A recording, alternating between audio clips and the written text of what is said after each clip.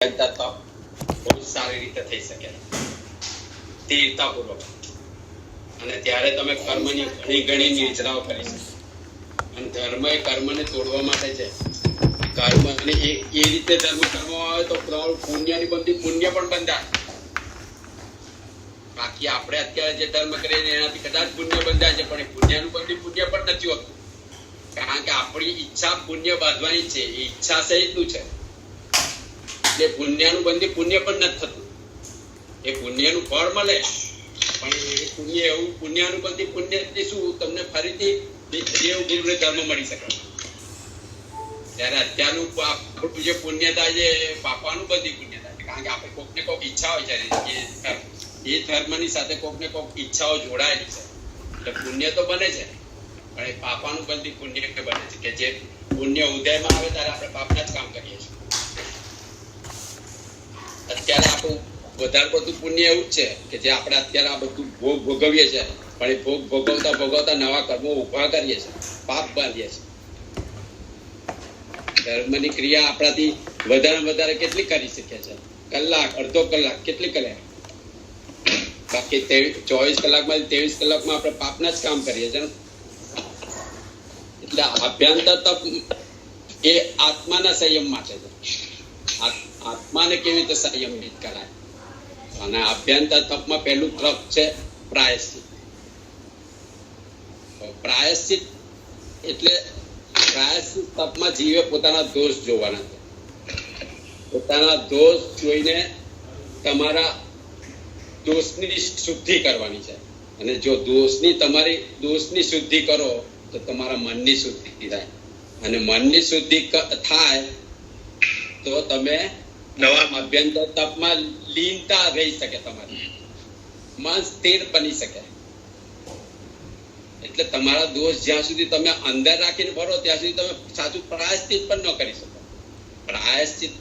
પ્રાયશ્ચિત તપનો મતલબ જ એ છે કે તમારા દોષ પહેલા જુઓ, એને સ્વીકારો, અને પછીથી એનું પ્રાયશ્ચિત કરો.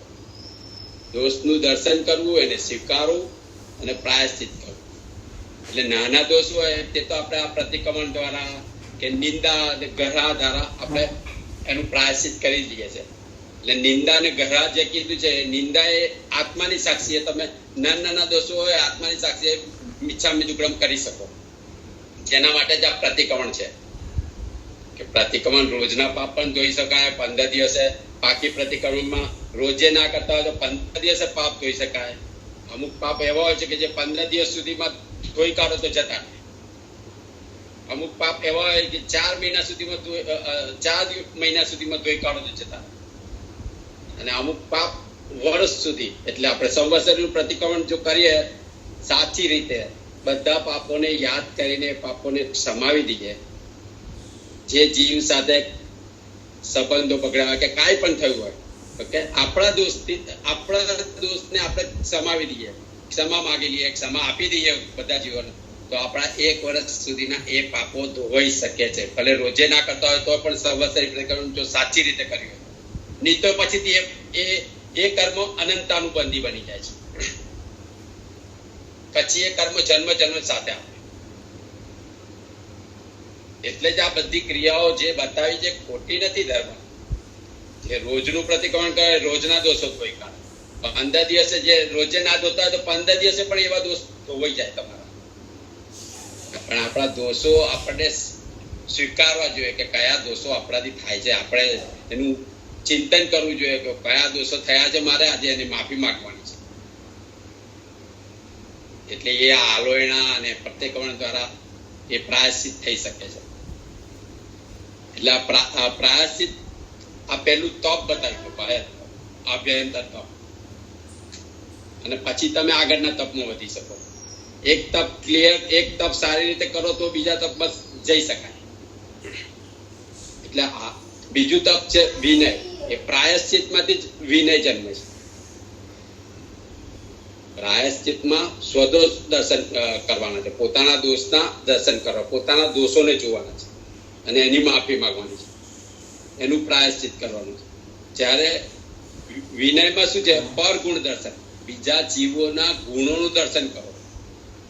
બીજા જીવોના ગુણોનો ઓળખો અને બીજા જીવોના ગુણો જુઓ તમે, ત્યારે તમને એ જીવ વિનય ગુણ તમારામાં આવે.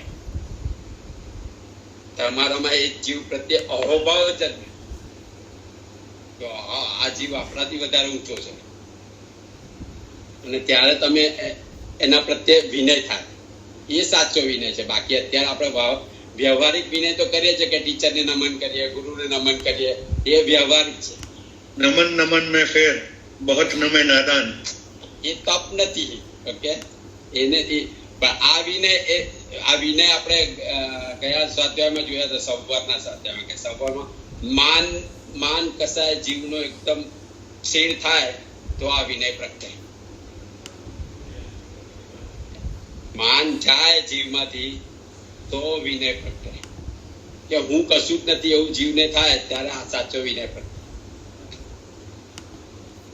કે છે ને માને વિનય ના આવે, વિનય વિના વિદ્યા ના આવે. એટલે વિનય ના હોય ને તો ગુરુ પણ ના મળે ને વિદ્યા પણ ના મળે. અને એ વિદ્યા વિના સંકેત પણ ના થાય. સંકેત વિના ચારિત્ર નહીં, ચારિત્ર વિના મોક્ષ નહીં. એટલે વિનયને પ્રથમ ધર્મ કીધેલો છે. ઉત્તરાધ્યાન સૂત્રમાં મહાવીર સ્વામીની જે છેલ્લી દેશના છે એમાં પહેલું ચેપ્ટર વિનય ધર્મ ઉપર લખેલું છે. 32 ચેપ્ટરનું છે ઉત્તરાધ્યાન સૂત્ર. એમાં પહેલું ચેપ્ટર વિનય ધર્મ, કે વિનયથી ધર્મમાં પ્રવેશ કરી શકાય. એટલે જ્યારે આપણે બીજા જીવોના ગુણો જોઈએ ત્યારે વિનય જન્મે. આપણો માન સંજ્ઞા આપણી તૂટે, અહંકાર તૂટે. પ્રાયશ્ચિત કરવાથી આપણો અહંકાર પણ તૂટે. આપણે આપણા દોષ જોઈએ તો આપણો અહંકાર તૂટે. બીજાના જ દોષો જોયા કરે તો અહંકાર ના તૂટે. આપણે આપણા દોષો જોવાના છે. કે આપણા દોષો જોવાના છે ને બીજાના ગુણો જોવાના છે, બીજાના દોષો નથી જોવાના. એટલે જ્યારે અહંકાર તૂટે, અહંકાર ને તિરસ્કાર છૂટે તો વિનય ધર્મ પ્રગટ થાય જીવનમાં, સાચો વિનય. અને જ્યારે સાચો વિનય પ્રગટ થાય ને ત્યારે આપણામાં નમ્રતાનો ગુણ આવે. નમ્રતા જ્યારે જીવનમાં સાચે નમ્રતા આવે ત્યારે કર્મ તૂટે.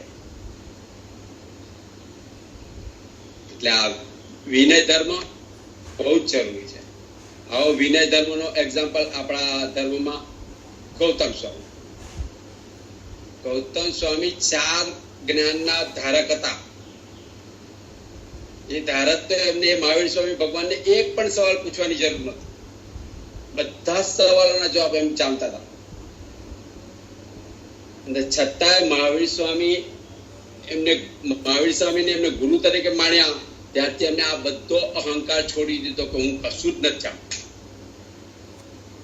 બાળક બનીને એમની પાસે સવાલ પૂછતા હતા. અને સવાલ કેવા સામાન્ય સવાલ પૂછતા હતા, જે આપણા સામાન્ય જીવો માટેના સવાલો એ પૂછતા હતા, જેનો જવાબ એ જાણતા હતા.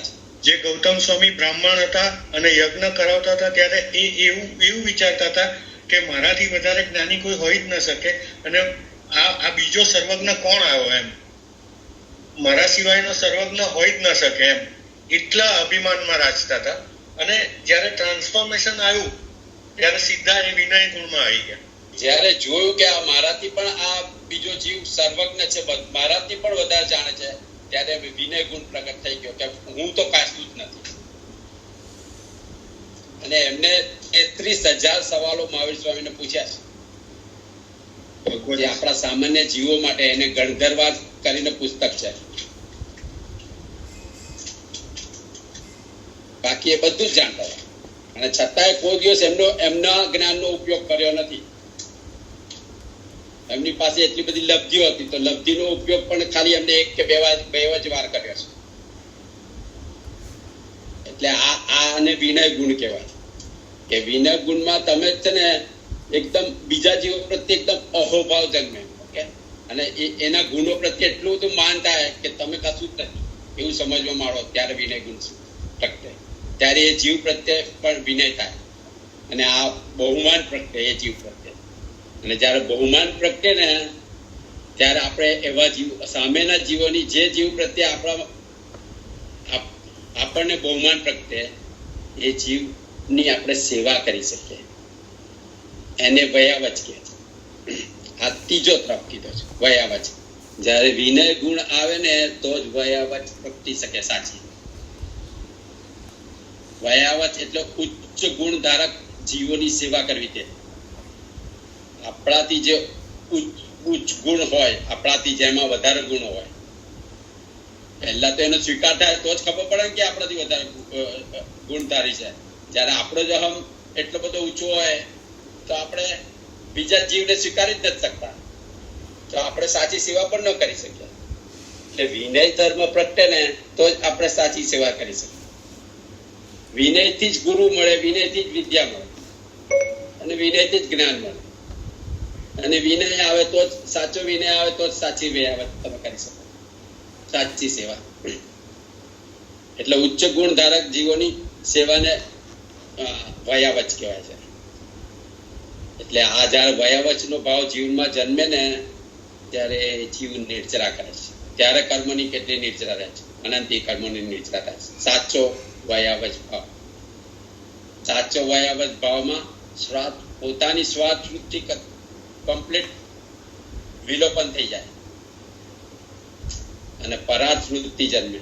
પરાર્થ કરણ કે બીજાની સેવા કરવું, સ્વાર્થ વૃત્તિ કમ્પ્લીટ ઝીરો થઈ જાય એ જીવની, ત્યારે સાચી વયાવચ પ્રગટ થાય.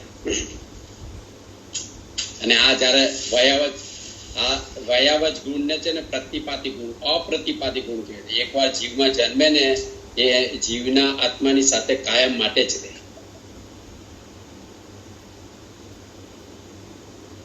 એટલે આમાં વડીલોની સેવા કરવી કે મુનિજનોની સેવા કરવી, ગુરુની સેવા કરવી કે અસમાધિયુક્ત જીવોની સેવા કરવી કે કોઈ તપસ્વી હોય અસમાધિમાં હોય એવાની સેવા કરવી એને વયાવચ કહેવાય.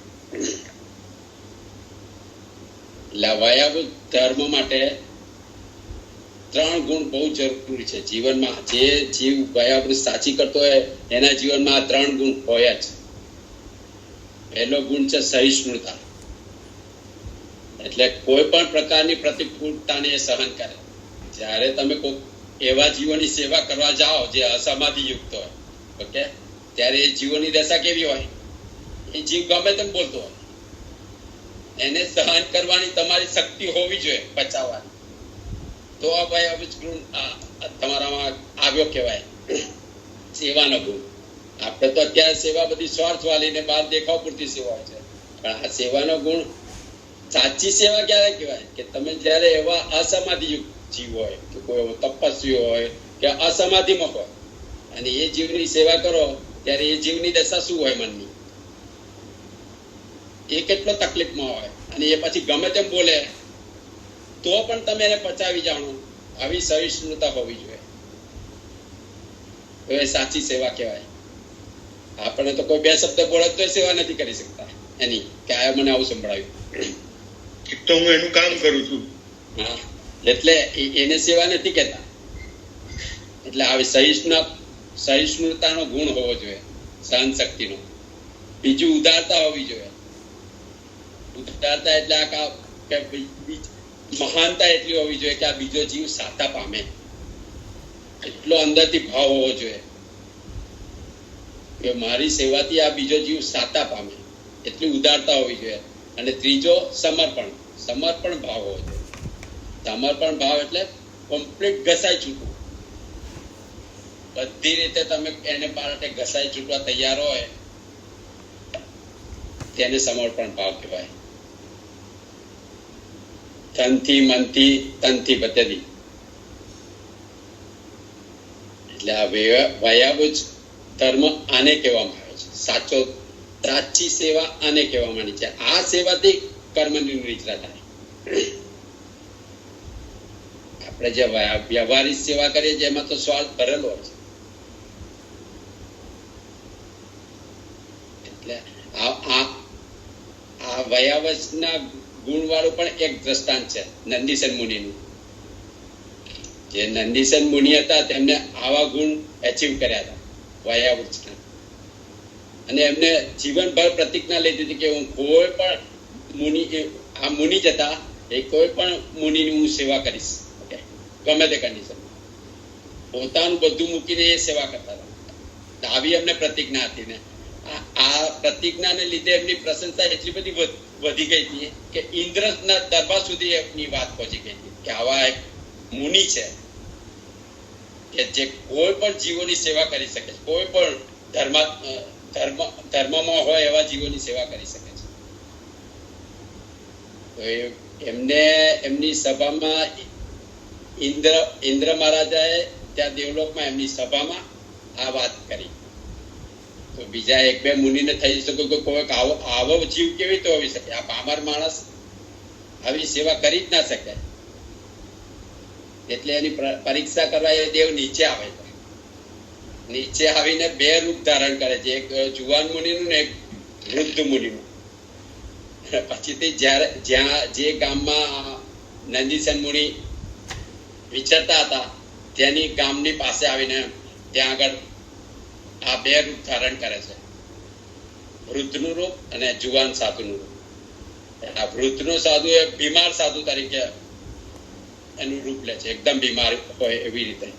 અને ત્યાંથી નંદીસેન મુનિ જયારે ગોચરી ઓરીને હજી ગોચરી વોરીને ગોચરી નું એ પચકાણ પાડતા હતા ત્યાં જ પેલો યુવાન મુનિ ત્યાં આગળ જઈને કે છે, તમે શું અહીંયા પચકાણ કરો? પેલા મુનિ આટલા બધા તકલીફમાં છે, તમને દેખાતું નથી? એમને ઉશ્કેરવા માટે જે જાણતા હતા. ઓકે, તો કે ના ઉભા રહો, હું પાણી ને બધું લઈને આવું. એટલે પાણી લઈને પછી ગયા કે આ એ મુનિ જે બીમાર હતા તેને ઝાડા ને એવું બધું જ શરીરના પ્રોબ્લેમ એવી રીતનું રૂપ લીધું હતું. એટલે પેલા મુનિએ આવીને એમને પાણી પીડાવ. પેલા જે વૃદ્ધ મુનિ હતા તે પણ ગમે તેમ ભાષા બોલવા માંડ્યા એમને ઉશ્કેરવા માટે. તમને ખબર નથી, તમે વોરો બેસો તો મારી દશા ખરાબ છે, તમને સેવા જેવું કશું આવડે છે કે નહીં? વૃદ્ધ મુનિ હતા ને, એટલે કારણ કે મુનિએ મુનિની સેવા કરવાની હોય છે, એવો ધર્મ છે. પણ આમની તો સેવા અમે જગ જાહેર હતી પ્રસંગ. એટલે એ મુનિને ઉશ્કેરવા માટે જ પેલા ગમે તે ભાષા બોલતા હતા. અને છતાં મુનિ શાંત ભાવે જ પાણી લઈ આવ્યા, પાણી પીવડાવ્યું, એમના કપડા બધું સાફ કર્યું અને એમને બેસાડવાની કોશિશ કરે. તો પેલા મુનિ કે છે, તને ખબર નથી પડતી હું એટલો અશક્ત છું, હું બેસી નથી શકતો? તો કે હું તમને મદદ કરું છું ધીરે ધીરે. તો મદદ કરે અને છતાં નંદીસન મુનિના કોઈ ભાવ બદલાતા નથી. મન પરથી કોઈ પણ ભાવ બદલાતા નથી, મોડા પરથી. પછી કે ચાલો હું તમને મારા ઉપાશ્રય નજીકમાં ઉપાશ્રય ત્યાં લઈ જાઉં. પેલા મુનિ કે છે, મારાથી ચલાતું પણ નથી. તો કે હું તમને ઉચકીને લઈ જાઉં. એટલે એ માણસને ખભે નાખીને ઉચકીને ચાલે તો પેલા દેવ હતા ને, એટલે દેવ વજન વધારે છે જાણી જોઈ કે જેથી આ મુનિ ચાલી જ ન શકે. એટલે મુનિ એક બે વાર પડતા રહી ગયા. તો પડતા હતા તો કે તારે દેખાતું નથી, તારથી ચલાતું નથી, સીધું જોઈ ચલાતું નહીં, મને કેટલી તકલીફ થાય છે તાર લીધે. એટલે આટલા ખરાબ ખરાબ શબ્દો સંભળાતા જાય અને છતાં નંદીસન મુનિના ભાવમાં કોઈ જ ફરક મોડા પર નહીં. એમ કરીને ઉપાસ લઈને આવે છે. જયારે ઉતારે છે ત્યારે પેલા વૃદ્ધ મુનિ જુએ છે કે આના મોડા પર કે એના ભાવ પર કોઈ જ ફરક નથી, એટલી શાંત ભાવે સેવા કરી શકે છે. ત્યારે દેવ પ્રગટ થઈને કે છે, એમની માફી માંગે. એટલે આવી વયાવત હોવી જોઈએ કે સહિષ્ણુતા, ઉદારતા અને સમર્પણ ભાવ સાથેની. ત્યારે કર્મ તૂટે. એટલે આ વયાવતને ત્રીજો તરફ બતાવે છે અભ્યંતર. પહેલો પ્રાયશ્ચિત, બીજો વિનય, ત્રીજો વયાવત. અને પછીથી ચોથો તપ સ્વાધ્યાય. હવે વયાવત તમારી સાચી હોય તો વયાવતના ગુણથી પ્રસન્ન થયેલા ગુરુઓ આપણને આત્મધર્મમાં જવાની રસ્તો બતાવે. કારણ કે ગુરુ કૃપા વિના આત્માની અનુભૂતિ થતી નથી. ગુરુની જરૂર પડે છે, ચાહે પરોક્ષ હોય યા પ્રત્યક્ષ હોય. ગુરુ કૃપા વિના તમારા આત્માની અનુભૂતિ થઈ ના શકે. એટલે ગુરુ કૃપા ને ગુરુ સેવાથી તમે આત્મધર્મમાં જલ્દી પ્રવેશ પામી શકો. ધર્મમાં જલ્દી પ્રવેશ પામવો હોય તો ગુરુ હોય અને ગુરુની કૃપા હોય તો તમે જલ્દી પ્રવેશ પામી શકો. કારણ કે ગુરુગમ વિના ધર્મના શાસ્ત્રના રહસ્યો સમજાય નહીં. શાસ્ત્રો તો કેટલા બધા છે, આપણે વાંચીએ છીએ ને, પણ એનો આશય શું છે, કરવાનું શું છે, એ ગુરુ ગમ વિના સમજાય નહીં. કારણ કે આ ગુરુ એ જ્ઞાની પુરુષો છે, જેમને કેટલા જન્મોની સાધના હોય કે કેટલા વર્ષોની સાધના, અને એમને એ સાધક આત્માઓ છે, એટલે એમને જ્ઞાન પ્રાપ્ત કરેલું છે. જ્ઞાન પ્રાપ્ત કરેલું હોય તે જ જ્ઞાન આપી શકે. એટલે જે આંતર જ્ઞાન કે જે તમને શાસ્ત્રના આશય તરત જ બતાવી શકે. શાસ્ત્રો તો હજારો છે, તમે કેટલા વાંચશો, ક્યારે તમારું કલ્યાણ થશે? એટલે આ વયાવચની સેવાથી તમને સાચા ગુરુ પણ પ્રાપ્ત થઈ શકે, અને એ ગુરુ તમને આત્મધર્મમાં જવાનો રસ્તો શોર્ટમાં બતાવી શકે. એક ગુરુ કૃપા વિશે મેં એક બહુ સરસ વસ્તુ વાંચેલી કે ગુરુની કૃપા એ એવી છે કે એમાં તમે ગુરુ પ્રત્યક્ષ તમારી સામે ના હોય ને, અને ગુરુ પોતાની કૃપા ન વરસાવે ને, સમજો he is not ready to give you, તો પણ તમારી જો પાત્રતા હોય ને તો તમે ગુરુ કૃપા મેળવી શકો. એટલે એવી રીતે એમાં એકલવ્યનું દ્રષ્ટાંત હતું કે ભાઈ એકલવ્ય ને ગુરુને તો એના પ્રત્યે દ્વેષ હતો એકચ્યુઅલી, એ શીખે નહીં અને અર્જુન કરતા સારો ન બને, અથવા તો એ જે ભાવના હતી ને દ્રોણના મનમાં, છતાં પણ પેલાની પાત્રતા જે એકલવ્યની પાત્રતા હતી કે એને ગુરુ કૃપા મેળવવી હતી. તો આપણી પાત્રતા જયારે કેળવાય ને ત્યારે ગુરુ સામે હોય કે ન હોય આપણે મેળવી શકીએ. તમારી દ્રષ્ટિ જોઈએ ને પાત્રતા જોઈએ. એટલે આગળના જે ગુણો કીધા ને, વિનય છે, વ્યાવચ છે, એ બધા ગુણો જો પ્રોપરલી તમે ઇમ્પ્લિમેન્ટ કરી શકો તો ગુરુ કૃપા એની મેળે અનાયાસે પણ મળે. તમારી જો પાત્રતા જન્મી હોય ને તો ગુરુ મળી જ જાય. એવું કહેવાય છે ને. અત્યારના કાળમાં પણ ગુરુ છે એવા, પણ આપણી પાત્રતા નથી. અત્યારે આપણે ગુરુને કેમ ઓળખી નથી શકતા? એના 3 કારણ શ્રીમદ રાજચંદ્રે કહ્યા છે. એક તો આપણો અહંકાર, આપણે જે કંઈક વાંચીએ છીએ, જે કંઈક જાણીએ છીએ કે હું જાણું છું ત્યાં સુધી ગુરુ ના મળે. તમારે પણ ભાવ આપણો આવતો નથી કે આપણે નાની બાબતમાં આર્ગ્યુમેન્ટ કરીએ છીએ, થોડુંક જાણીએ છીએ છતાં આર્ગ્યુમેન્ટ મોટી જાય. એટલે હું જાણું છું એ ભાવ જ્યાં સુધી છે ત્યાં સુધી સાચો ગુરુ ના મળે. બીજું આપણો પરિગ્રહ, આપણાથી પરિગ્રહ છૂટતો નથી. આપણે મોક્ષ જોયા છે પણ સંસાર છોડવો નથી, એટલે ગુરુ ન મળે. અને ત્રીજું કારણ, આપણે ગુરુને આપણા જેવા સમજીએ છીએ. ગુરુને આપણા જેવા જ સમજાય કે આપણે જે હાઈ ક્લાસ થી રહીએ છીએ, હાઈ ક્લાસ જ ગુરુ હોય, પણ ગુરુની દશા જુદી હોય. જે સાચો ગુરુ હોય ને એને સંસારની કાંઈ જ પડી ના હોય. ગુરુના સદગુરુના લક્ષણ પણ આત્મસિદ્ધિ શાસ્ત્રમાં શ્રીમદે બતાવ્યા છે કે 5 લક્ષણ હોય તેવાને ગુરુ કહેવાય. એક તો આત્મજ્ઞાન હોય, કે આત્મજ્ઞાન એટલે આત્માની અનુભૂતિ થયેલી હોય, તેને સદગુરુ કહેવાય. પહેલી વસ્તુ તો આપણે ગમે તેને ગુરુ માની લઈએ તે નહીં, એના લક્ષણ બતાવ્યા છે. આત્મજ્ઞાન હોય એટલે આત્માની અનુભૂતિ થયેલી હોય. બીજું સમદર્શિતા નો અર્થ છે કે બધા જીવો અને બધા પદાર્થોને એક જ દ્રષ્ટિથી જોવું, ના રાગ થાય ન દ્વેષ થાય, કોઈ પણ જીવો પ્રત્યે, કોઈ પણ જળ વસ્તુ પ્રત્યે. સમદર્શિતા. વિચરે ઉદય પ્રયોગ, જેવો કર્મનો ઉદય આવે એ જ રીતે એ વિચરતા હોય. એમની કોઈ જ ઈચ્છા ના હોય કે મારે અહીં જવું છે, મારે અહીં જવું છે, મારે અહીં ચોમાસું કરવું છે, મારે અહીં ચોમાસું. એ ઈચ્છા રહિત હોય, કમ્પ્લીટ ઉદય પ્રમાણે વર્તે. ઉદય એમને જ્યાં લઈ જાય ત્યાં જાય. કર્મનો ઉદય. વિચરે ઉદય પ્રયોગ. અપૂર્વ વાણી હોય. અપૂર્વ વાણી એટલે એમની વાણી જયારે સાંભળો ને ત્યારે દરેક ફેરી નવી નવી જ લાગે. ક્યાંય ન સાંભળ્યું એવી વાતો સાંભળવા મળે. જ્ઞાની પાસે ક્યાંય પણ આપણે વાત ન સાંભળીએ એવી વાતો સાંભળવા મળે અંદર. અપૂર્વ કહેવાય, જે પૂર્વે ન સાંભળ્યું એવી વાણી. અને પરમ શ્રુત એટલે બધા શાસ્ત્રોનું એને જ્ઞાન હોય. બધા શાસ્ત્રો એ એક શ્લોક બોલે ને એને હજારો શાસ્ત્રો દેખાય, એનું જ્ઞાન હોય. એટલે બધા જ દર્શનોનો એને અભ્યાસ પણ હોય. એટલે જ્યારે તમે એને કંઈક પૂછો ત્યારે એ તમને સંપૂર્ણ જવાબ મળે. આ 5 લક્ષણો હોય તેને સદગુરુ કહેવાય. આ લક્ષણ શ્રીમદે આપે છે. શ્રીમદ રાજચંદ્ર એમની આત્મસિદ્ધિ શાસ્ત્રમાં છે. આત્મજ્ઞાન સમદર્શિતા વિચરે ઉદય કર્યો, અપૂર્વ વાણી પરમ શ્રુત, સદગુરુ લક્ષણ યોગ. આવો સદગુરુને તમે સમર્પિત થઈ જાઓ, તમારો મોક્ષ તરત થઈ જાય. પણ તમારી પાત્રતા જોઈએ. પાત્રતા હોય તો સદગુરુ મળે ને અત્યારના કાળમાં પણ છે એવા સદગુરુ જે બહાર રખડતા ન મળે. તમારી પાત્રતા થાય તો મળે, કે પછી તમારે એને શોધવા જવું પડે.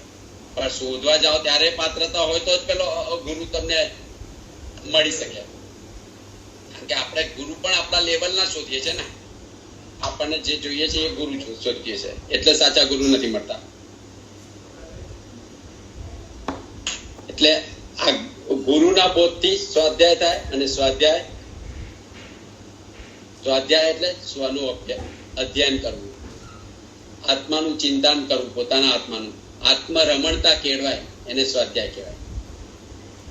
સ્વનું અધ્યયન એટલે સ્વની જ વાત હોય. સ્વ એટલે આત્માની જ વાત હોય, આત્માને લગતી વાત હોય એને સ્વાધ્યાય કહેવાય. આત્મા અને આત્માની લગતી વાત એટલે આ સ્વાધ્યાય. શાસ્ત્રોનું અધ્યયન કરવું એને પણ સ્વાધ્યાય કહે છે. કે જે આપણે આ શાસ્ત્રો વાંચીએ એને સ્વાધ્યાય કહેવાય છે. અને આ સ્વાધ્યાય કરવાથી ફાયદા શું થાય? કે સ્વાધ્યાય કરવાથી જીવના વિષય કસાયો છે ને, જે જીવના 5 ઇન્દ્રિયોના જે બધા વિષયો છે, 5 ઇન્દ્રિયો જે ભટકે છે, જે કસાયો છે, એની વૃત્તિઓ શાંત થાય. તમારી જે 5 ઇન્દ્રિયો બધી ભટકે છે, 5 ઇન્દ્રિયોના 21 વિષય છે.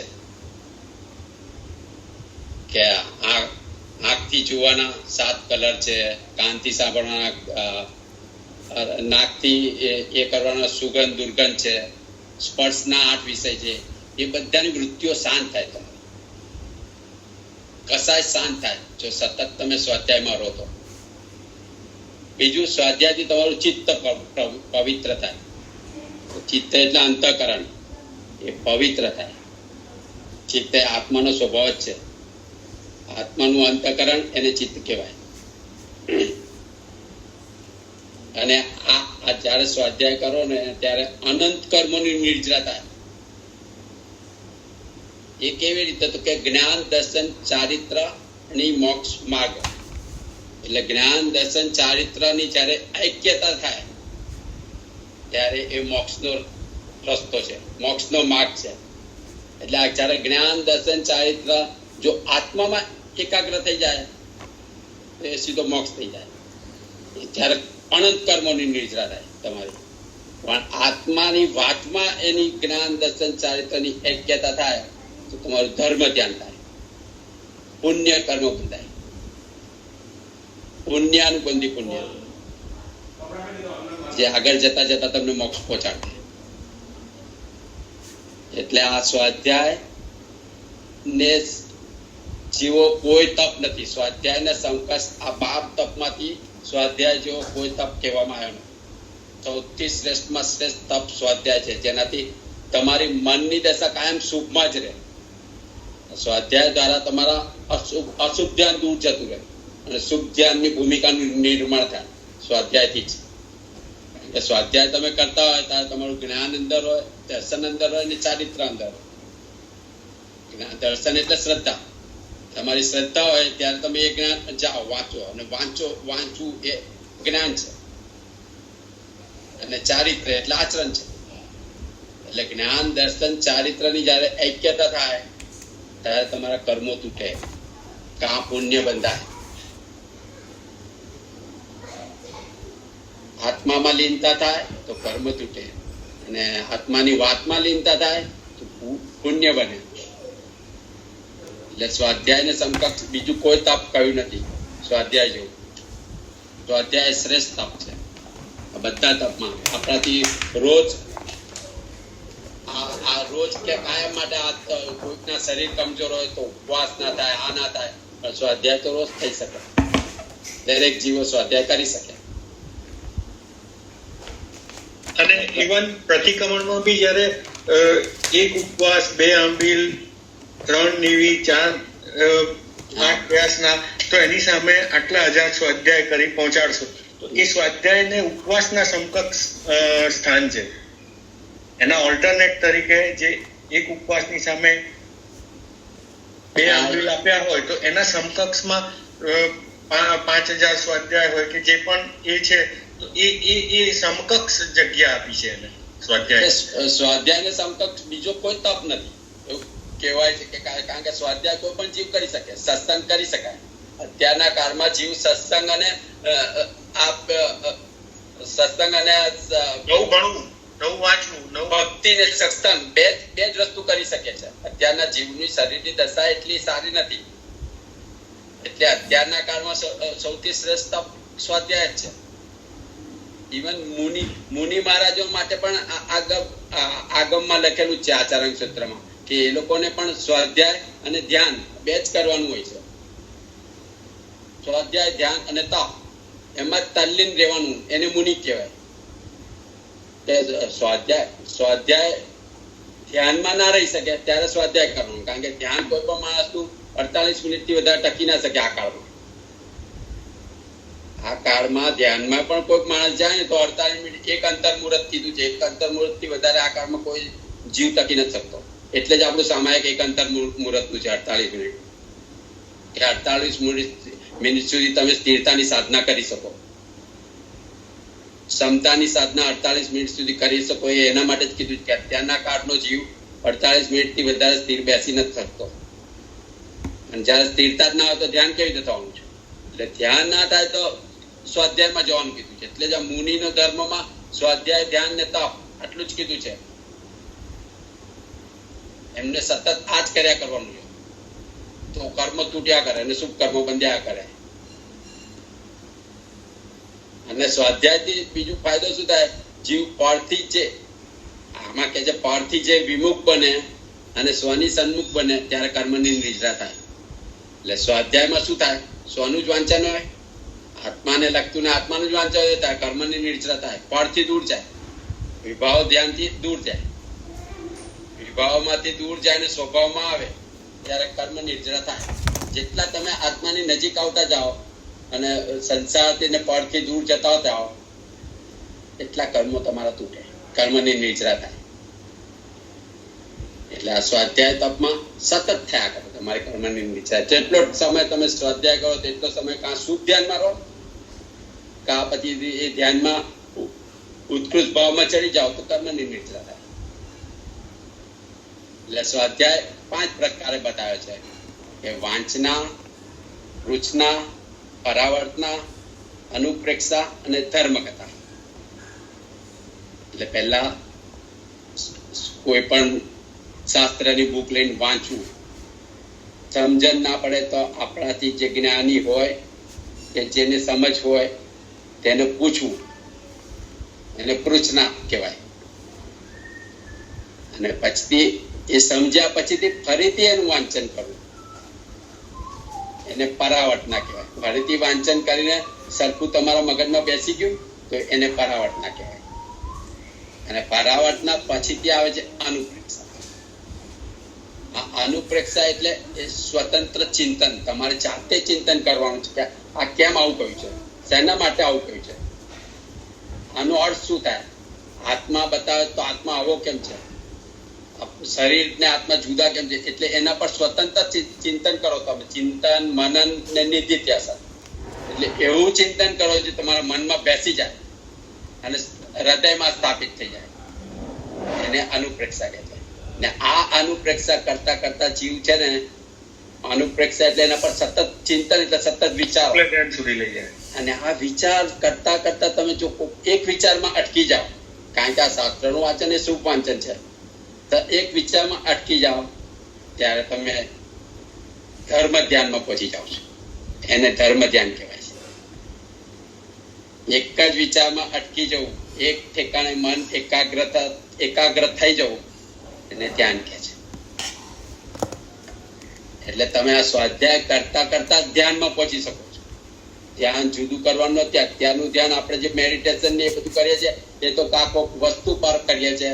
એ વસ્તુ પર તમે સ્થિરતા પામો. એ સ્થિરતાથી કઈ ફાયદો બહુ થતો, હા થોડું તમારું દુર્ધ્યાન હટી જાય છે, પણ એ થોડાક સમય માટે છે અને એનાથી કોઈ પુણ્ય નથી થતું. પાપ અટકી જાય તમારું અત્યારે જે મેડિટેશન બધા કરે છે. પણ આ તમે જયારે આત્માની વાતમાં સ્થિરતા તમે પામી જાઓ છો ત્યારે એ ધર્મ ધ્યાન થાય. એનાથી પુણ્ય બને છે અને કર્મની નિર્જરા પણ થાય છે. અને આ આત્મ ધ્યાનમાં જ લીન કરતા કરતા આત્મામાં ધ્યાન થઈ જાય કમ્પ્લીટ. આત્મલીનતા આવી જાય આવા ધ્યાન કરતા કરતા, અને શરીરને ભૂલી જાઓ, દેહાધ્યાસ થઈ જાય ત્યારે એને કાયસ્થ કહેવાય છે. એટલે ચોથું તપ સ્વાધ્યાય કીધો છે, પાંચમું ધ્યાન કીધું છે, અને છઠ્ઠું કાયસર્ગ. એટલે કાયસર્ગમાં જીવે જવું હોય તો પહેલા જીવે ધ્યાન દૂર કરવું પડે. આપણે જે કાયસર્ગ કરીએ છીએ તો બધો ફોર્માલિટીનો કાયસર્ગ છે. કાયસર્ગ થી ખરેખર તમારા શ્વાસોશ્વાસને કંટ્રોલ કરવાના છે. શ્વાસોશ્વાસ પર તમારું ધ્યાન જવું જોઈએ. મન જે ચારે તરફ ભટકે છે તે મન શ્વાસોશ્વાસ પર કેન્દ્રિત થઈને સૂક્ષ્મ બનવું જોઈએ. અને શ્વાસ સૂક્ષ્મ, કારણ કે આત્માની સાથે આત્મા આપણા નાભીની પાસે આત્માના 8 પ્રદેશો ખુલ્લા છે. ઓકે, હજી પણ શુદ્ધ છે દરેક જીવ. અને શ્વાસોશ્વાસ એ જ નાભીની સાથે જોડાયેલું છે. આપણું જયારે મૃત્યુ થાય ત્યારે છેલ્લે ડોક્ટર શ્વાસોશ્વાસ જ ચેક કરી લે છે કે આ ગયું એટલે પતી ગયું. એટલે શ્વાસોશ્વાસ આપણા આત્માની સાથે જોડાયેલું સૌથી નજીકમાં નજીક જોડાયેલું તત્વ છે શ્વાસોશ્વાસ. એટલે જયારે મનને શ્વાસોશ્વાસ સાથે સ્થિર કરો અને જ્યારે એ મન સૂક્ષ્મતાને પામે ત્યારે તમને આત્માનો અનુભવ થઈ શકે. એ કાયસર્ગમાં જવાની ક્રિયા. અને કાયસર્ગ જયારે કરો ત્યારે શરીરની સ્થિરતા આવે ત્યારે તમારા જે ક્રિયાઓ કરતા જે દોષ લાગ્યા હોય, આપણે જે પ્રતિક્રમણમાં ને એ બધામાં કરીએ છીએ, જે દોષ લાગે છે એનું પ્રાયશ્ચિત કરીએ. આપણને જે ક્રિયાઓ કરતા કરતા જે દોષ લાગ્યા હોય એ દોષનું પ્રાયશ્ચિત કરીએ પ્રતિક્રમણમાં. એ કાયસ્થ. એટલે જેટલો ટાઈમ તમે સ્થિરતા રહો એટલા ટાઈમમાં તમારા કર્મ તૂટી શકે. જ્યારે આત્માની સ્થિરતા, શરીરની સ્થિરતા, મનની સ્થિરતા, ત્રણે સ્થિરતા આવી જાય તો તમારા કર્મો અઢળક કર્મો તૂટી જાય. એવું કહેવાય છે એક જ ક્ષણમાં તમે અઢળક કર્મો તોડી શકો. પણ આપણે તો એક ક્ષણ પણ સ્થિર નથી રહી શકતા, નહીં શરીરથી નહીં મનથી. એટલે જયારે કાયસર્ગમાં જવું હોય તો દુર્ધ્યાન દૂર થવું જોઈએ. અને દુર્ધ્યાન દૂર કરવા માટે શુભ ધ્યાનમાં જવું પડે. અને શુભ ધ્યાનમાં જવા માટે સ્વાધ્યાય જવું છે. સ્વાધ્યાયથી જીવ ધ્યાનમાં પણ જઈ શકે, સ્વાધ્યાયથી જીવ કાયસર્ગમાં જઈ શકે. અને આ ત્રણેય ધર્મ જે સ્વાધ્યાય, ધ્યાન અને કાયસર્ગ, એના અઢળક કર્મોની નિર્જરા થાય તમારી. એટલે સ્વાધ્યાયને સૌથી શ્રેષ્ઠ તપ કહેવામાં આવે છે. એના જેવો બીજો કોઈ તપ નથી બહાર તપ. કારણ કે ધ્યાન ને કાયસર્ગમાં જીવ રહી નથી શકતો સતત, પણ સતત સ્વાધ્યાય કરી શકે. સ્વાધ્યાય તમે જેટલો કલાક કરવો હોય કરી શકો તમે સતત. એટલે સ્વાધ્યાય કરવાથી તમારે શુભ ધ્યાનની ધારા વહે. શુભ ધ્યાનની ધારા વહે એને સ્વાધ્યાય કરો. સતત શુભ ધ્યાનમાં જ રહો એટલે સતત શુભ ધર્મ થયા કરે તમારો. અશુભ ધર્મથી દૂર જાઓ, અશુભ ધ્યાનથી પણ દૂર કાઢી જાઓ તમે. અને આ મનની એકાગ્રતાને ધ્યાન કહેવાય. શુભની ધારા વહેવી એને સ્વાધ્યાય કહેવાય. કારણ કે સ્વાધ્યાયથી શુભની ધારામાં જીવ જઈ શકે સતત. એટલે આપણે વ્યાખ્યાન સાંભળવું બરોબર છે, પણ સાંભળવા કરતા તમે જાતે વાંચો ત્યારે કર્મની નિર્જરા ગણી. તો આ સ્વનું અધ્યયન જાતે કરો ત્યારે કર્મની નિર્જરા ગણી થાય. એટલે આપણે અત્યારે પ્રત્યક્ષ તો આપણા ગુરુ છે નહીં, પણ પરોક્ષ રીતે તો આપણા તીર્થંકર છે ને દેવ. એ તમને તો મદદ કરે તરત અંદર. એમની કૃપા વર્ષે જો એમાં તમારે શ્રદ્ધા હોય તો. અત્યારે આપણે જે સાંભળીએ છીએ ને એમાં શું થાય છે કે આપણે યુટ્યુબમાં સાંભળીએ કે વિડીયોમાં સાંભળીએ ત્યારે આપણું દૂર હા એ જીનવાણી શ્રવણ સૌથી જરૂરી છે, પણ ક્યારે કે જ્યારે ઉપાશ્રયમાં જઈને ગુરુ ભગવાન તેમના વ્યાખ્યાનના સમયે જ્યારે વિધિપૂર્વક વ્યાખ્યાન આપતા હોય તો એના જેટલું બેસ્ટ પાછું કોઈ વસ્તુ નથી. એને જ વાંચના કહેવાય. એ વાંચના સૌથી શ્રેષ્ઠ છે. પણ અત્યારે આપણે હવે એના ઓલ્ટરનેટ તરીકે જે પેલામાં જઈએ છીએ ને ત્યારે આપણે ખાતા સાંભળીએ, પીતા સાંભળીએ, બીજી પ્રવૃત્તિમાં આપણું ધ્યાન હોય, વચ્ચેથી અટકી જઈએ, અટકાવીને પછી કાલે સાંભળશું. એ બધા જે આસાધનાઓ કરીએ છીએ ને, કઈ નથી એની સામે આ બરાબર છે, પરંતુ એ કઈ એકદમ સારો ઓપ્શન તો નથી. એના કરતા વાંચવું સારું. ના, એટલે અત્યારે આપણે આ સ્વાધ્યાય કરીએ છીએ એ સ્વાધ્યાય જ છે. અત્યારે આપણે દુર્ધ્યાનથી દૂર જ છે. એટલે આપણે અત્યારે શુભ ધ્યાનની જ ધારા વહે છે. અને આ શુભ ધ્યાનમાં કોક જીવ આમાંથી વિચાર ચડી જાય કે આ શું કીધું, આવું કેવી રીતે થાય, આવું કેવી રીતે થાય, આવું કેવી રીતે થાય, તો એનું ધ્યાન થઈ જાય. હા, એટલે એ બરાબર છે. ત્યારે એને કર્મની અઢળક કર્મોની નિજરા થાય છે. જ્યારે જીવ ધ્યાન અને કાય સદમાં જાય, અઢળક કર્મોની નિર્જરા થાય, ત્યારે તો આ મહાવીર સ્વામી ભગવાન 12-12.5 વર્ષ સુધી મોટા ભાગે કાય સદમાં જ રહે ને. અને કાયસદમાં રહેવાથી અને 12.5 વર્ષમાં કેટલા જન્મોના કર્મો તોડ્યા, બધા જ જન્મોના કેટલા કર્મો હશે. તો આપણો વિચારો આપણા કેટલા કર્મો હશે. પણ સંદીપભાઈ, તમે જે કીધું કે આપણે અત્યારે યુટ્યુબ ઉપર સાંભળીએ છીએ કે આ છે વોટેવર, હવે એની અંદર પણ ઓફકોર્સ આપણી પાસે એવા બીજા કોઈ ઓપ્શન્સ છે નહીં અહીંયા સિંગાપોરની અંદર કે આપણે એ બધા કરી શકીએ. આવતા જતા તમે એવું બધું સાંભળો કે વોટેવર, તો એની અંદર પણ એકાદ પોઈન્ટ તમને એવા મળી શકે જેના હિસાબે તમે એ પોઈન્ટ ઉપર વિચારવા માંડો કે ધ્યાનમાં જઈ શકો. આમાં કેવું છે કે તમે કેટલા ડેડિકેશન થી સાંભળો છો ને, એમાં ડેડિકેશન ઇમ્પોર્ટન્ટ છે. જ્યારે અપાશ્રમમાં જઈને બી તમે પ્રવચન સાંભળો ત્યારે તમારું ડેડિકેશન ઇમ્પોર્ટન્ટ છે. હવે જ્યારે તમે એક શુભ જગ્યાએ જઈને સાંભળો છો ત્યારે એમાં ડેડિકેશન આવવાના ચાન્સીસ પૂરેપૂરા છે. આપણે હવે ઘરે બેઠા બેઠા ચલો ટીવી પર ચાલુ કર્યું એટલે પેલો છોકરો કંઈક બીજું કહેતો હોય, આ કંઈ બીજું કહેતા હોય, પેલા કંઈક બીજું કામ કરતા હોય, ત્યારે આપણું જે ખરાબ નથી, અને ખરાબ નથી કહેતો હું, પણ આપણું સતત દુર્ધ્યાન થાય છે. એમાં જે કોન્સન્ટ્રેશન હોય ને, હા, તમે ધારો કે બસમાં જવા માટે નીકળ્યા, ઘરેથી ઓફિસ જવાનું, તમે આરામથી બેઠા છો અને શાંતિથી સાંભળો છો, તો એ સાંભળી જ શકાય, એમાં કઈ પ્રોબ્લેમ નથી. પણ ઘણી વાર આપણે કેવું કરીએ છીએ કે વચ્ચે વચ્ચે અટકાવી દઈએ, પછી બીજામાં ધ્યાન જાય, એ મેસેજ જોઈ લઈએ, પેલું તો ચાલુ જ છે આપણું. તમે સમજ્યા હિતેશભાઈ? પ્રવચન ચાલુ છે અને હવે મલ્ટિપલ સ્ક્રીન થઈ ગઈ કે સ્પ્લિટ સ્ક્રીન થઈ ગઈ, તો તમે પાછા સાથે સાથે બે મેસેજ બી જોઈ લો છો, 3 જણને જવાબ પણ આપી દો છો. એ જે જ્યારે થાય છે ને ત્યારે એમાં કોન્સન્ટ્રેશન નથી આવતું. ના, એટલે તમે જ્યારે યુટ્યુબ પર પણ કંઈક પણ સાંભળો ત્યારે તમે બેસીને એને સાંભળીને એને લખતા જાઓ, તો જો એના પર તમારું ચિંતન થાય. તમે એની સાથે કંઈક ફોલો અપ કરો ને સાથે,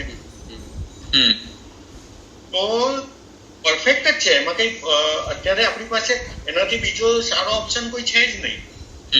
તમે સમજ્યા? પણ એમાં જે આપણે મિસ્ટેક કરીએ છીએ એ સુધારવાની વાત કરું છું.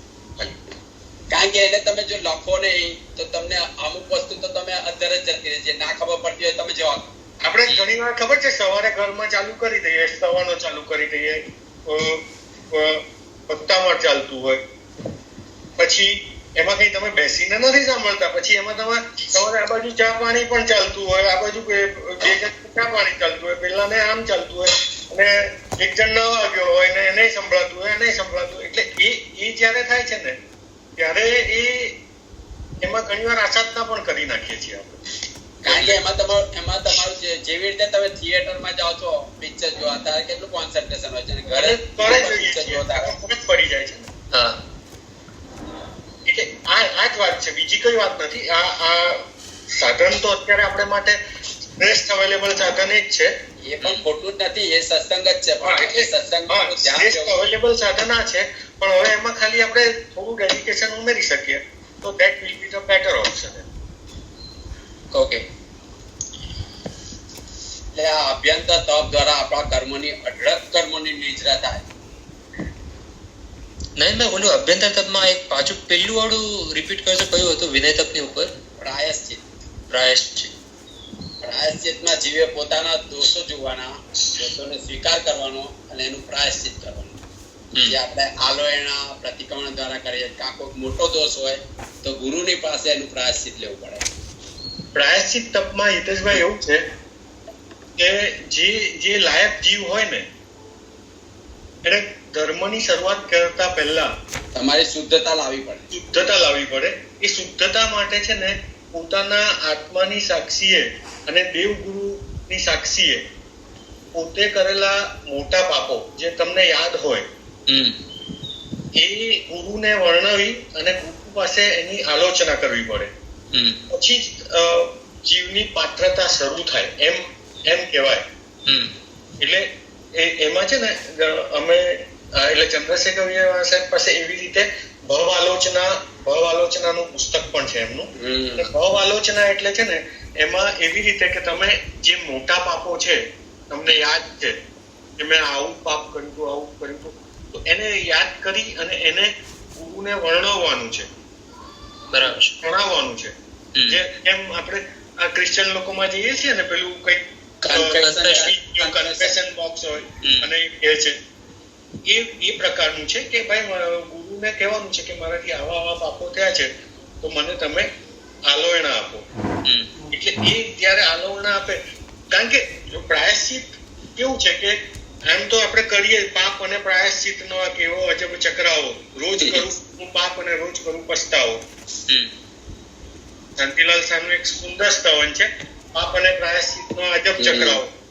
આમ કરીએ ત્યારે એમ થાય કે ચાલ મેં પાપ કરી કાઢ્યું, પાછું કાલે એમ થાય કે ચાલ આ તો કરવું જ પડશે હવે.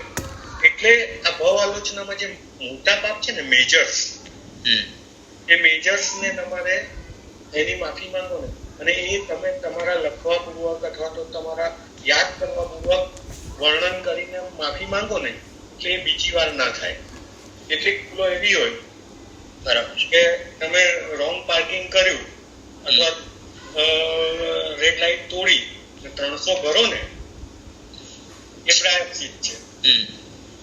300 કાગળિયો આવે ને 300 તમે ભર્યા એટલે પ્રાયશ્ચિત છે. એટલે બીજી 10 વખત જયારે રેડ લાઇટ થાય ને કે 1000 વખત રેડ લાઇટ થાય ને એટલે તમારો પગ સીધો બ્રેક પર જાય. આ સિમ્પલ એક્ઝામ્પલ છે કે જ્યારે તમે પાપ પ્રાયશ્ચિત કરો ને, આ પ્રાયશ્ચિત છે, તમે પેનલ્ટી ભરી કમ્પલસરી પેનલ્ટી થઈ ગઈ એટલે કમ્પલસરી પ્રાયશ્ચિત કરાવી દીધું તમને. પણ પછી તમને 50 વખત યાદ આવશે કે આ રેડ લાઇટ ઉભો રે ભાઈ, ઉભા રહી જાઓ એમ. એટલે આ પાપ અને પ્રાયશ્ચિતની આ એવી છે કે જેમાં તમે એકવાર પ્રાયશ્ચિત કરશો ને એટલે એમાંથી 70% પાપો તમારા બંધ થઈ જશે અને પછી તમારી પાત્રતા ધીમે ધીમે કેળવાતી જશે. એ પ્રાયશ્ચિત થશે એટલે વિનય ગુણ ઓટોમેટિક આવે. જે આવી ભૂલો નથી કરતા તમે કરેલી, તમારે એ પાછી જાહેરમાં નથી કહેવાની. આ ભૂલો તમારે કોઈ કે ભાઈ સંદીપભાઈને ઉભા રાખીને નથી કહેવાનું કે ભાઈ મેં આમ કરેલું, નયનભાઈ મેં આમ કરેલું, એ નથી. સુયોગ્ય ગુરુ પાસે જે મેજર બાપ છે ને કે જે ખરેખર આપણે એવું ઈચ્છીએ કે ભવાંતરમાં પણ આપણી સાથે ન આવે, આ બાપો ઓળખવાના છે એને એની પ્રાયશ્ચિત, આને પ્રાયશ્ચિત કહેવાય. કારણ કે ગુરુ પાસે કરો ને એટલે એને ગહરા કહેવાય. ગુરુ લાયક એટલે ગુરુ કેવા હોય કે જે એક વસ્તુ સેમ મેં કરી છે ને તમે કરી છે, તમને અલગ પ્રાયશ્ચિત આપે, મને અલગ પ્રાયશ્ચિત આપે. મારી પાત્રતા જોઈને મને અલગ પ્રાયશ્ચિત આપે, તમારી પાત્રતા જોઈને અલગ પ્રાયશ્ચિત આપે. આ ફાયદો છે કે પાત્રતા જોઈને તમને પીરસે. આ પ્રાયશ્ચિતમાં એવું છે કે ગુરુ પાસે લેવાથી એ તમારી ભવાંતરમાં સાથે આવતું બંધ થાય એ પાપ. ના, ને તમે જયારે કોકને તમારું પાપ કહો છો ત્યારે પાપ એની જાતે જ હલકું થઈ જાય. સાચી વાત છે.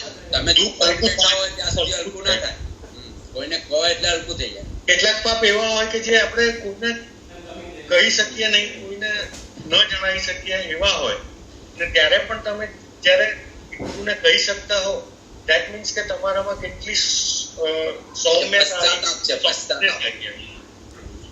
એટલે આ જે તમારા હૃદયના ભાવ બદલાય છે ને જ્યારે કન્ફેશનમાં કે પ્રાયશ્ચિતમાં, એ સૌથી ઇમ્પોર્ટન્ટ છે. ત્યારે કર્મ તૂટે. બરાબર.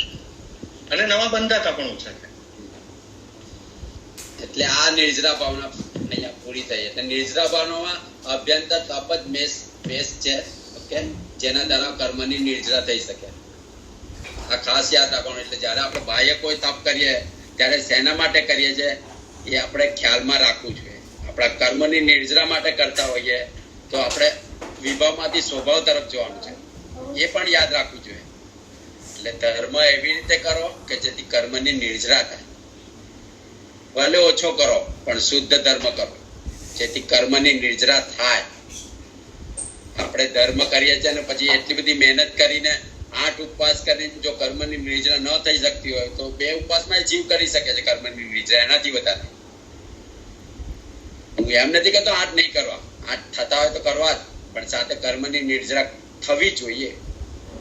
જીવનો એની સમજદારી પૂર્વક કરીએ તો એ એક્શન તમારું અભ્યંતર તપ સાથે થવું જ જોઈએ કે જે અભ્યંતર તપ દ્વારા અનંત કર્મોની તમારી નિર્જરા થાય છે અને તમારી કેટલી બધી મુશ્કેલીઓ દૂર થઈ શકે. જે કર્મ હજી ઉદયમાં નથી આ, એ કર્મને તમે નિર્જરાવી શકો.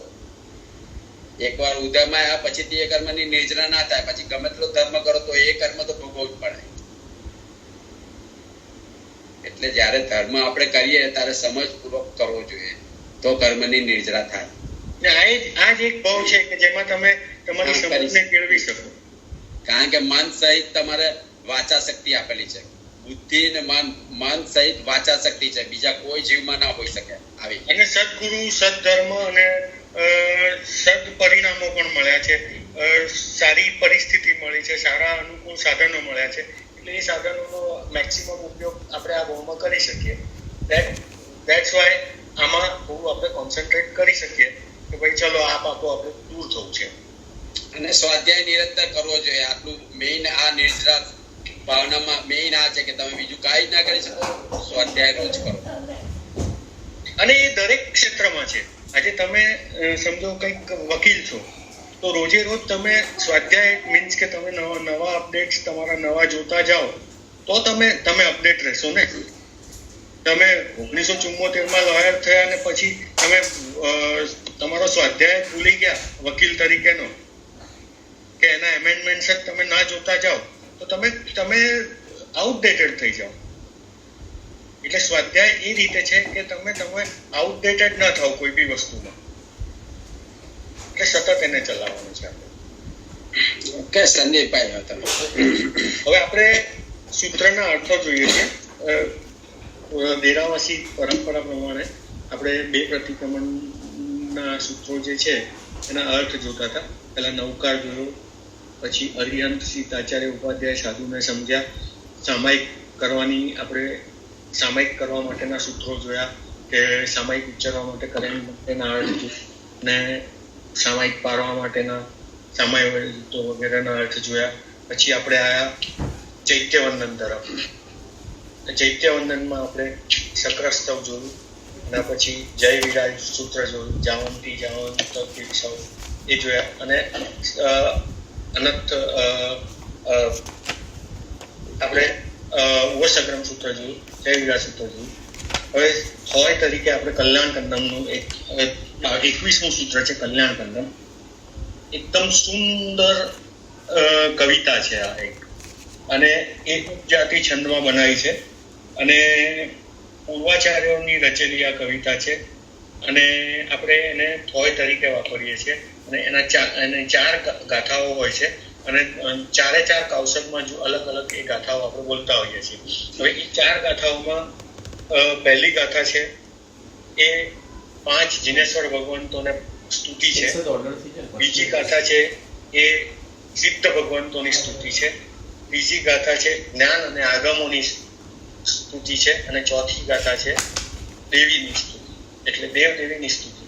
આ જનરલી ફોર્મેટ સ્તુતિઓનું આ રીતે છે કે પહેલા પર્ટિક્યુલર મહાવીર સ્વામીની હોય, પર્યુષણની હોય, પાંચમની હોય, એ બધી આરાધના માટેની હોય તો એ પર્ટિક્યુલર માટેની, પછી અરિયંતો સિદ્ધો માટેની, જ્ઞાન માટેની અને દેવદેવીઓ માટેની, આ 4 સ્તુતિઓ હોય. હવે આપણે કલ્યાણ કંદમ એક સુંદર છંદ છે એનો, અને આપણે એનો અર્થ જોઈએ. કલ્યાણ કંદમ પડમમ જીણિંદમ. કલ્યાણના કંદ એટલે કલ્યાણના મૂળ રૂપ. કંદ એટલે આપણે કંદમૂળ કહે છે. કંદ એટલે મૂળ. એ મૂળ એટલે કેવું છે કે જેમાં એક પાવર છે કે એ આખા ઝાડને જન્મ આપી શકે. તો આપણું મૂળ શું છે?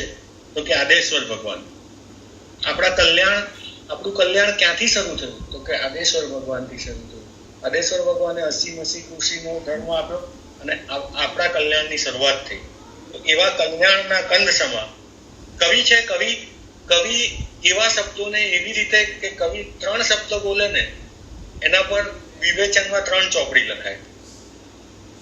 એટલે આ કલ્યાણ કંદમ એટલે કલ્યાણના કંદ સમા, કલ્યાણના મૂળ રૂપ એવા આદેશ્વર ભગવાન, પડમમ જીણેન્દમ, પ્રથમ જીનેશ્વર દેવ.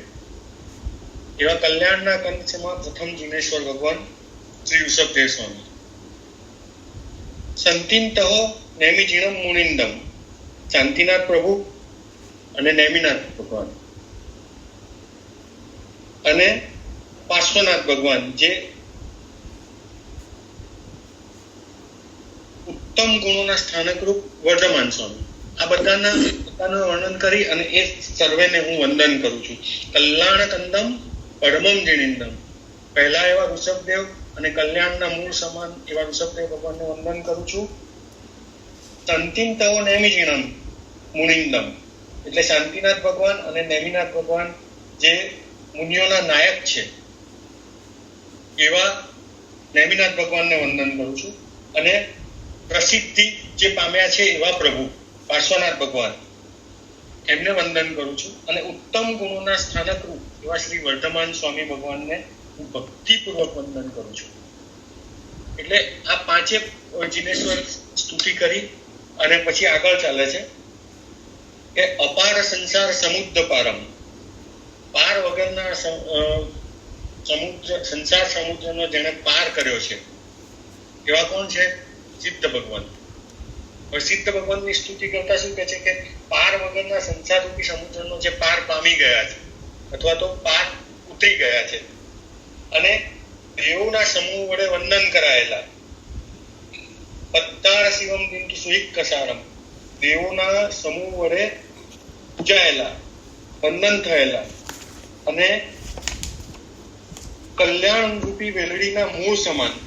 એટલે જે કલ્યાણ આપણું થવાનું છે એ આપણને ક્યાંથી મળવાનું છે? તો કે સિદ્ધ ભગવંતોની ભક્તિથી, સિદ્ધ ભગવંતોના આશીર્વાદથી અને સિદ્ધ ભગવંતોની પૂજાથી મળવાનું છે. એવા સિદ્ધ ભગવંતોને કે જેમનું સ્થાન મોક્ષ છે એવા સિદ્ધ ભગવંતોને અથવા અનંતાજીનેશ્વર ભગવંતો કે જે સિદ્ધ થઈ ગયા છે એ તમામને હું વંદન કરું છું. અપાર સંસાર સમુદ્ર પારમ એટલે અપાર એવા સંસાર સમુદ્રનો પાર પામનારા. અટ્ટાર શિવમ બિંદુ સુહિક કસારમ. સર્વે દેવોના સમૂહ વડે પૂજાયેલા. સર્વે જિનિંદા સુરવિંદ વંદા ને કલ્યાણ વંદીનો વિશાલ કંદા. એટલે કલ્યાણની મૂળ વેલણીના મૂળ સમા એવા જીનેશ્વર ભગવંતોને જેમનું મોક્ષનું સ્થાન છે એમને હું વંદન કરું છું. હવે નિર્વાણ મગ્ગે વરજાણ કપ્પમ. નિર્વાણ મગ્ગે વરજાણ કપ્પમ એટલે મોક્ષના માર્ગમાં પ્રયાણ કરવા માટે ઉત્તમ પ્રકારના વાહન જેવું આ જ્ઞાન છે. હવે જ્ઞાનની ઉપાસના કરે છે કે જેમાં આગમો આવે છે કે વાચનાઓ આવે છે કે વિશ્વમાં રહેલું તમામ સમ્યક જ્ઞાન, દરેક સમ્યક જ્ઞાનની ઉપાસના કરતા એમ કે છે કે મોક્ષના માર્ગના પ્રયાણ કરવાના ઉત્તમ વાહન સ્વરૂપ છે. જેમ એમણે કીધું ને કે સ્વાધ્યાય વગર સિદ્ધિ નથી, સ્વાધ્યાય વગર આપણા આત્મા તરફ જવાનું નથી. એ સ્વાધ્યાયનું મૂળ એટલે આ જ્ઞાન છે, આગમો છે. એ આગમોને હું વંદન કરું છું.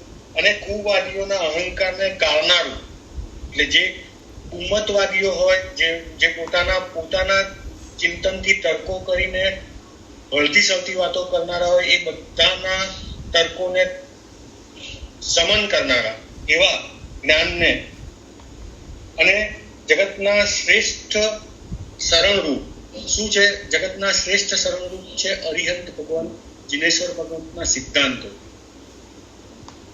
એવા અરિહંત ભગવંત અને જિનેશ્વર ભગવંતના સિદ્ધાંતોને હું સદા નમન કરું છું. શું કહે છે કે નિર્વાણ અમક્કે એટલે મોક્ષ માર્ગમાં વરજાણ કપ્પમ ઉત્તમ વાહન જેવો પણા સિયાશેષ કુવાઈ દપ્પમ જેને સગળા કુવાદીઓના અહંકારને ગાળી નાખેલ છે. મયમ સિદ્ધાંત જીનાણમ જિનેશ્વરનો ચરણમ ચરણરૂપ ઉહાણમ તત્વજ્ઞાનીઓને નમામી નમસ્કાર કરું છું. નિત્યમ હંમેશા અને તી જગત પહાણમ ત્રણ જગતમાં શ્રેષ્ઠ એવા જિનેશ્વર ભગવંતોના તત્વજ્ઞાનને પામેલા જ્ઞાનીઓને હું વંદન કરું છું. હવે દેવની સ્તુતિ આવે છે. આમાં સરસ્વતીની સ્તુતિ છે. સરસ્વતી કેવી છે કે ડોલરના ફૂલ જેવી, ચંદ્રમાની ચાંદની જેવી અને ગાયના દૂધ જેવી અને બરફ જેવી શ્વેત છે.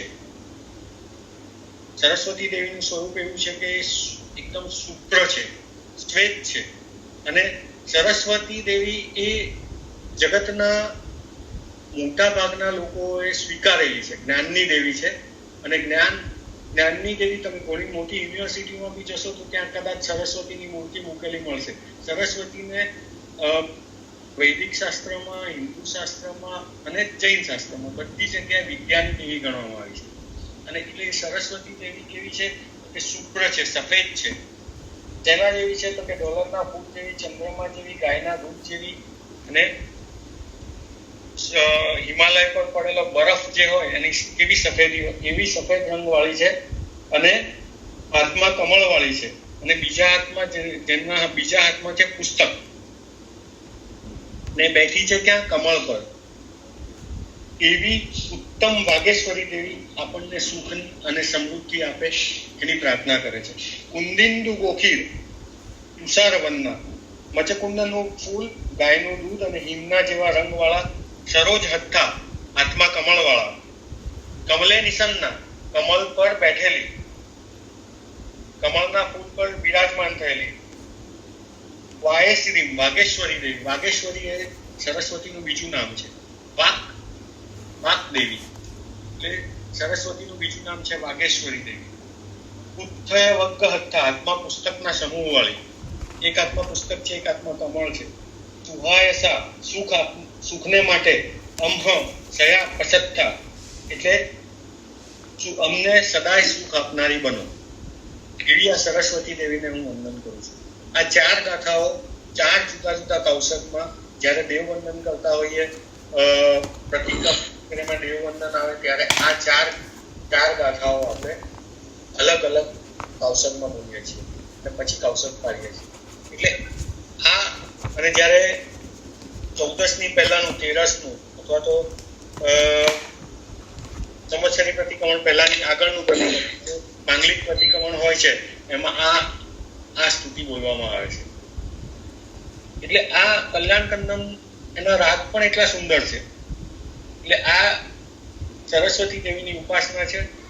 હવે આપણે મંદિરની વાત કરીએ. આપણે દેરાસરમાં જઈએ છીએ, ઉપાશ્રયમાં જઈએ છીએ, ત્યારથી આપણે જે 10 ત્રિક પાળવાની છે એની વાત કરીએ.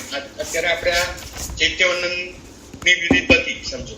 તો હવે ચૈત્યવંદન પછી આપણે પહેલા દેરાસરના ડૂઝ અને ડોન્ટ્સ જોઈ લઈએ એકવાર. હવે દેરાસરમાં જઈએ ત્યારે આપણે 10 ત્રિક પાળવાની છે. બરાબર નયનભાઈ? 10 ત્રિક છે.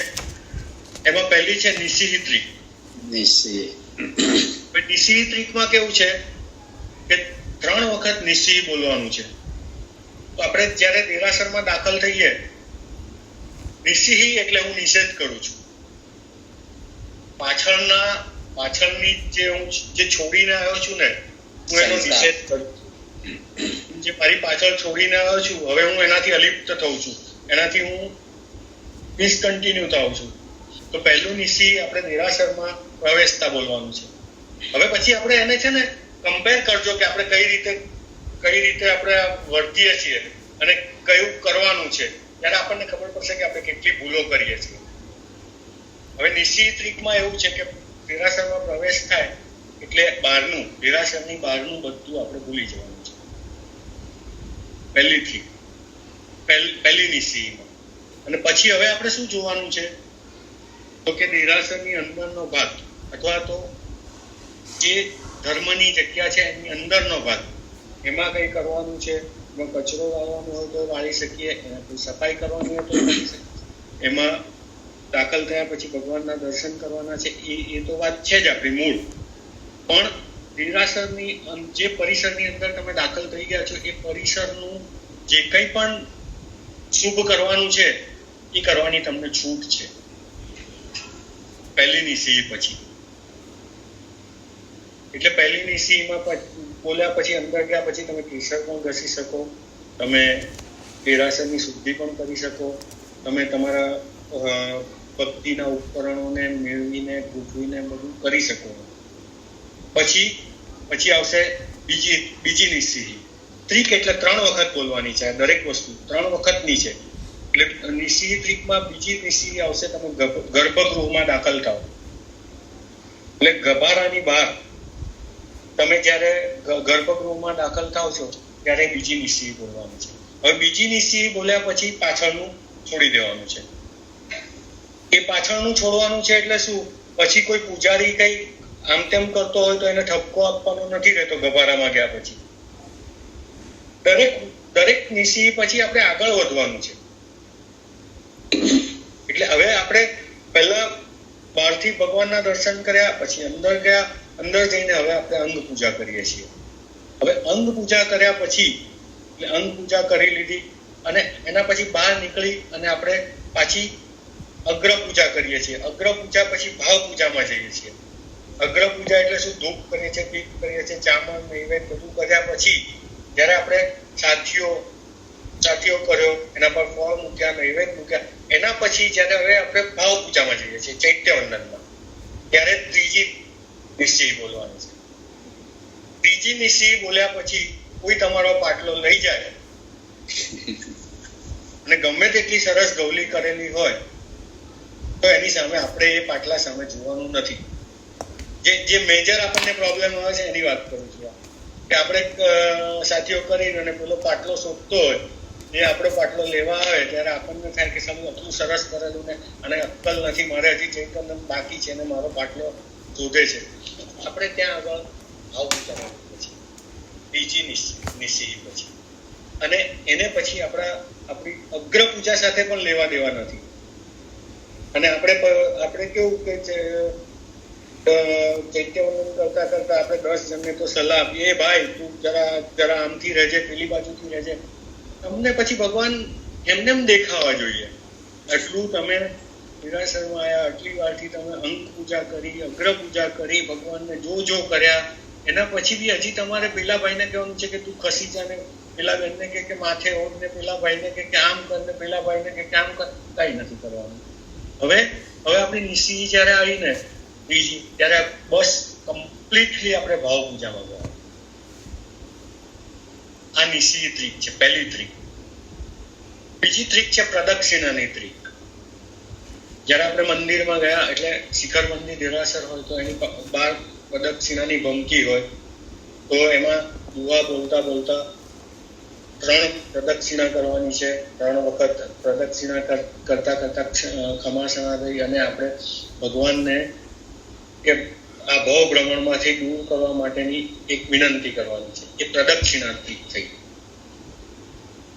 હવે એ જ્યારે મંદિરમાં પ્રવેશ્યા પછી પહેલી નિશી ને બીજી નિશીની વચ્ચે આ પ્રદક્ષિણા ત્રિક આવે.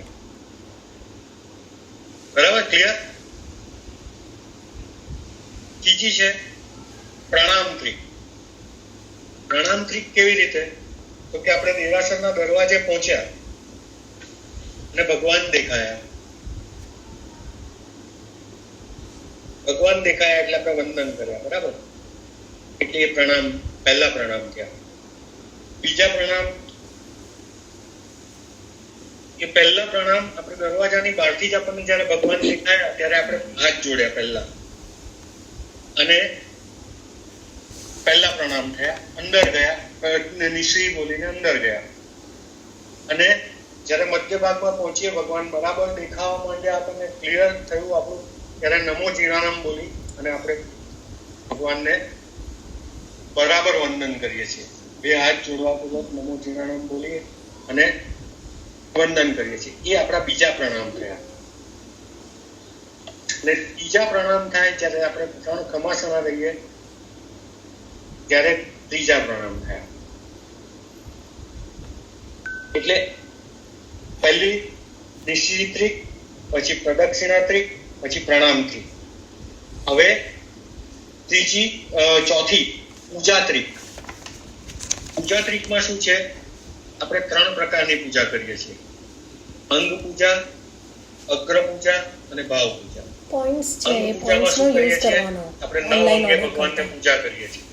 આપણે કેસર લઈએ છીએ, ચંદન લઈએ છીએ, અથવા તો એની પહેલા પક્ષાલ કરીએ છીએ. એની પહેલા આપણે ભગવાનનો અભિષેક કરીને અંગુછણા કરીએ. જે કરીએ એ બધું અંગ પૂજામાં આવે. અંગ પૂજા પત્યા પછી અગ્ર પૂજા. એમાં આપણે દીપ, ધૂપ, નૈવેદ્ય, અક્ષત, જે બધું આપણે કરીએ છીએ અગ્ર પૂજામાં આવે. અને ત્રીજી કરીએ છીએ ભાવ પૂજા. એટલે આ થઈ પૂજાત્રિક. હવે પાંચમી છે 3 અવસ્થાની ત્રિક. 3 અવસ્થાની ત્રિક એટલે શું? કે ભગવાનનું ચિંતન આપણે છે ને 3 અવસ્થામાં કરવાનું છે. પહેલી અવસ્થા તો કે છદ્મસ્ત અવસ્થા.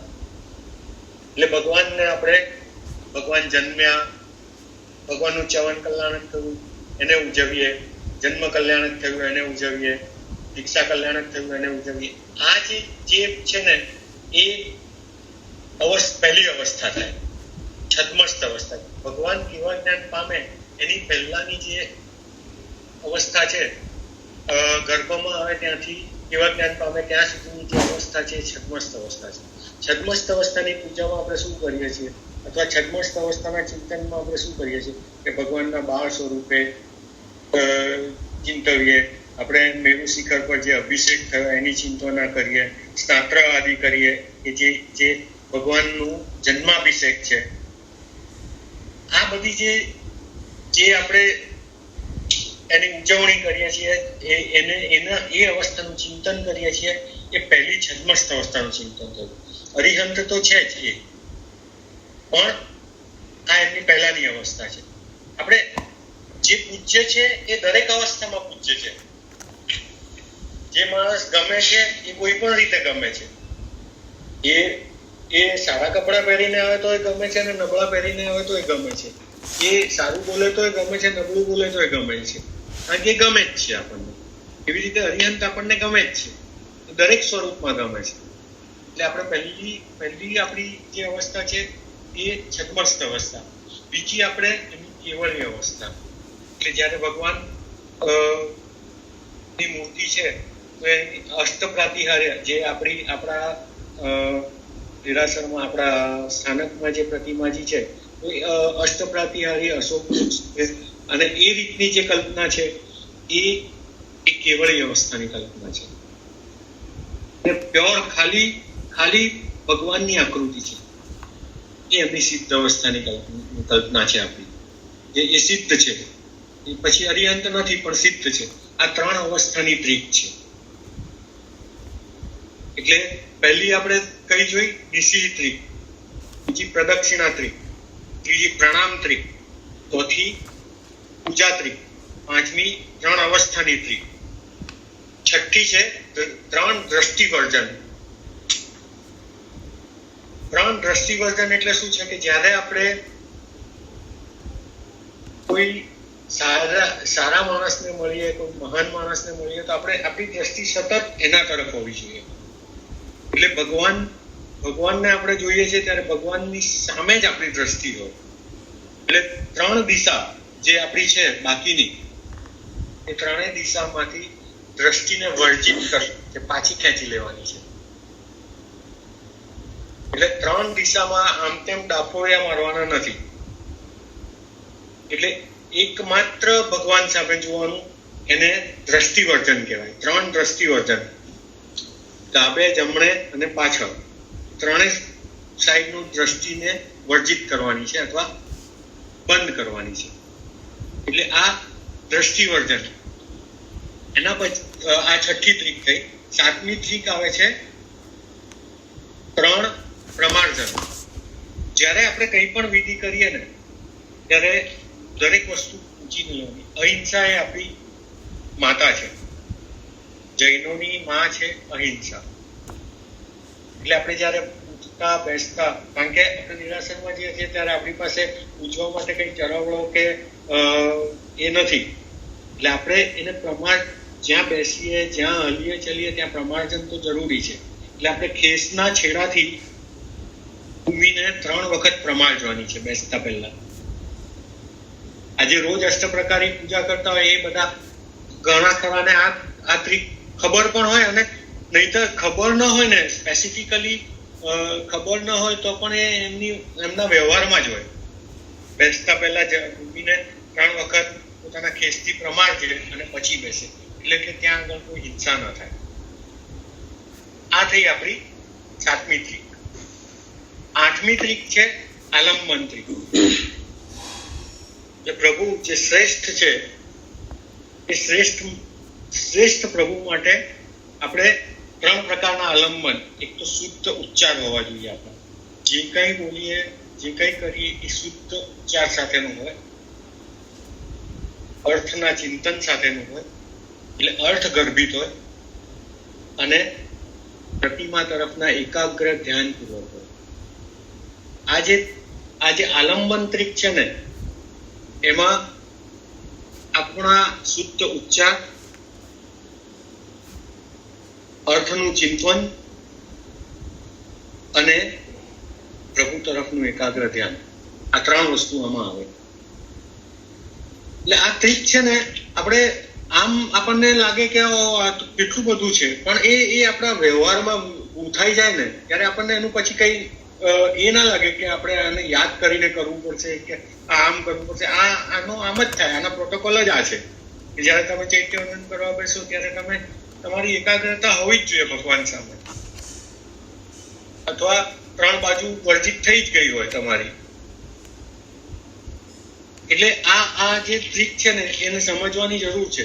પછી મુદ્રા ટ્રીક છે. જ્યારે આપણે ભગવાન પાસે જઈએ છીએ ત્યારે આપણે જનરલી ચૈત્યવંદન કરીએ ત્યારે આપણે 3 મુદ્રાઓ હોય છે. પહેલી યોગ મુદ્રા. એટલે યોગ મુદ્રામાં આપણે ભગવાનની સામે એવી રીતે બેસીએ છીએ કે જેમાં નમુત્તુણમ વગેરે બોલતી વખતે જે બેસીએ છીએ ને, પગ ઊંચો કરીને 2 હાથ જોડીને ભગવાનની પાસે યોગ મુદ્રામાં બેસીએ છીએ. એ પહેલી યોગ મુદ્રા થાય છે. પછી કૌશક મુદ્રા આવે છે. જ્યારે આપણે કૌશક કરીએ ત્યારે કૌશક મુદ્રા આવે છે. અને મુક્તાસુક્તિ મુદ્રા, જય વીરા વગેરે હાથને પોલો, એટલે મોતીની છીપ હોય એવી રીતે પોલો રાખી આપણે ભગવાનને પાસે જે માંગણી કરીએ છીએ કે ભવ ભવ તું ચલનાણમ દુઃખ ભવ કમક ભવ સમાધિ મરણ આપો સમાઈ મરણ છે ગોવી લાભો. એ જ્યારે કરીએ છીએ ત્યારે આપણી મુક્તાસુક્તિ મુદ્રા છે. આપણે માંગીએ છીએ ભગવાન પાસે, અથવા પ્રાણીદાન કરીએ છીએ કે કંઈક એવી રીતે કરીએ છીએ કે જેમાં આપણા હાથ સહેજ ખુલ્લા છે અને આમ બંધાયેલા છે. એટલે એ મુક્તાસુક્તિ મુદ્રા. એટલે આ 3 મુદ્રા છે. યોગ મુદ્રા, કાયોત્સર્ગમાં આવશે જીન મુદ્રા, અને ત્રીજી આવશે મુક્તાસુક્તિ મુદ્રા. કાયોત્સર્ગની આપણી જીન મુદ્રા છે. જીન મુદ્રામાં આપણે 2 પગ વચ્ચે એક રિઝનેબલ અંતર રાખી આપણે સ્થિર ઉભા રહી શકીએ, અને હાથ આપણા નીચે છે. એ જીન મુદ્રા છે. જ્યારે તમે હરિહંતર જીનેશ્વર ભગવાનની પ્રતિમા જોશો, ઊભી પ્રતિમા, કૌશગ્યા ભગવાન, અને જે મુદ્રા હોય છે એ મુદ્રા એ જીન મુદ્રા છે. એટલે આપણે કાયોત્સર્ગમાં જીન મુદ્રાને ફોલો કરીએ છીએ. અને એના પછી આપણે મુક્તાસુક્તિ મુદ્રા છે, જય વિરાયની. બરાબર. આ 3 મુદ્રાની ટ્રીક છે. અને પ્રાણીદાનની ટ્રીક છે એક, 10મી ટ્રીક. એમાં મન, વચન અને કાયા એ ત્રણેયનો યોગ કરીએ છીએ. અને મન વચન કાયાના યોગ પૂર્વક આપણે પ્રણિધાન કરીએ છીએ. જ્યારે જયવીરા સૂત્ર બોલીએ ત્યારે પ્રણિધાન કરીએ છીએ. નમોતોરણ સૂત્ર બોલીએ ત્યારે જીનેશ્વર ભગવાનના ગુણો ગાઈએ છીએ. એટલે એ જે એકાગ્રતાની અથવા પ્રણિધાનની ટ્રીક છે, એ આ પ્રણિધાનની ટ્રીકમાં મન વચન અને કાયા એનાથી આપણે જાવંત અને જયવીરામાં ભગવાન પાસે માંગીએ છીએ અથવા પ્રણામ કરીએ છીએ. જાવંતી છે મુખ્ય અહીં અતિરિયલ સબમાઇન્ડ ટાઈમ વંદે એટલે વંદન કરીએ છીએ અથવા તો માંગીએ છીએ ત્યારે આપણી પ્રણિધાન મુદ્રા છે. આ 10 ટ્રીક છે. હવે 10 ટ્રીકને આપણે વ્યવહારમાં જોશું ને, આપણે કેટલી બધી આસાધના અત્યારે આપણે મંદિરમાં કરીએ છીએ અથવા કોઈ પણ ધાર્મિક જગ્યામાં જઈએ છીએ ત્યારે આપણે કેટલી બધી આસાધના કરીએ છીએ ને, એ આપણે સમજવાની જરૂર છે. અને એ આસાધનાને ધીમે ધીમે આપણે ઓછી કરવાની જરૂર છે. અને આપણે આ જે ટ્રીકપૂર્વક છે ને આપણી આસાધનાઓ ઓછી કરી અને આપણે વિધિપૂર્વકના આપણી વ્યવસ્થા કરીએ એમ. હવે આ જે બધી ટ્રીક પછી છે ને આપણે જે આસાધનાઓનો ત્યાગ કરવાનો છે ને એની વાત કરીએ. આપણે 10 પ્રકારની આસાધના ઘણા લોકો કરતા હોય કે ભાઈ મંદિરમાં જાય અથવા તો ધર્મસ્થાનકમાં જાય તો કોઈ પાન ચાવતા જાય. હવે મોઢામાં જરાક સોપારી રહી ગઈ છે તો કઈ વાંધો નહીં. અહીંયા આપણે ઘણી વાર જોઈએ છીએ કે નાના છોકરાઓને રાતના લઈને તો બિસ્કિટ આમ તેમ એમના નાસ્તાના નાના ડબ્બા ખુલેલા ઘણી વાર જોતા હોઈએ છીએ ઉપર ભાવનામાં. એટલે એ તરફ આપણે થોડું ધ્યાન આપવાનું જરૂર છે કે આપણે જે મંદિરો વગેરેમાં આસાધના કરીએ છીએ ને એનાથી જે અંતરાય બંધાય છે ને, ઘણી વાર ભાવ આપણને એ ન મળે ને એવું થઈ જાય. એટલે મંદિરમાં કંઈ ખાવાનું નહીં, પાણી ન પીવાનું, ભગવાનની સામે પૂજન ન કરાય, પગરખા પહેરીને ન જવાય, જેવા તેવા વસ્ત્રો પહેરીને ન જવાય, મૈથુનનું સેવન ન થાય. પછી મંદિરમાં બેઠા ઝોકા આવી જાય તો પણ આસાધના લાગે, દોષ લાગે. પછી ઘણાને છીક આવે, થૂક આવે, આમ તેમ ઊંચી પાડે, એ એક આસાધના થાય છે. પછી પેશાબ, મળ, ઝાડો એ બધાનો કંટ્રોલ, જુગારનો રમતો, આવી જાતની જે મોટી 10 આસાધના છે ને એ મંદિરમાં આપણે ઘણા લોકો ઘણી જગ્યાએ કરી દેતા હોય છે. પછી મંદિરમાં જઈએ આપણે આપણા તરફ અત્યારે આ કે ફોન વગેરેમાં બી આપણું ધ્યાન એમાં જ હોય છે. આપણને આવતા મેસેજો આપણે જવાબ આપતા હોય, આ બધું છે ને આ તો ભગવાનની મૂર્તિ છે સામે, પણ જીવતો જાગતો બેઠો હોય ને તો ધોકા મારીને કાઢે બહાર આપણને. આજે તમે ઇંગ્લેન્ડની રાણીના દરબારમાં જાઓ, સમજો કે કોઈ રાજાના દરબારમાં જાઓ અને મિસબિહેવ આવી રીતે કરો તો શું કરે? પકડીને ત્યાં ધોકા મારો. આ તો દયાળુ છે, કરુણાનો સાગર છે અને પ્રતિમા રૂપે છે, એટલે ધોકા નથી મારતો, બાકી આપણને ધોકા મારીને કાઢે. પછી આપણે મંદિરની બહાર નીકળતા એક તો અથવા મંદિરમાં ઊભા રહીને આપણે ભગવાનની સામે પૂંઠ કરીએ છીએ, એટલે આપણી બેક સાઈડ. કોઈ રાજાના દરબારમાં જાય ને તો એ છે ને આમ પાછો જાય માણસ, રાજા તરફ જ મોઢું રાખી અને છેક દરવાજા સુધી જાય. તો ગણપતિ દેવ છે, 3 લોકનો નાથ છે, એની સામે બસ તન મારીને તમે પાછા જાઓ. અથવા તો તમે તમારા ફોટા પડાવવા માટે, તમારું આ કરવા માટે કે કંઈ પણ કરવા માટે તમે ભગવાનની સામે બેક કરીને ઉભા રહો, એ ખરેખર ઘોર આસાધનાનું કારણ છે.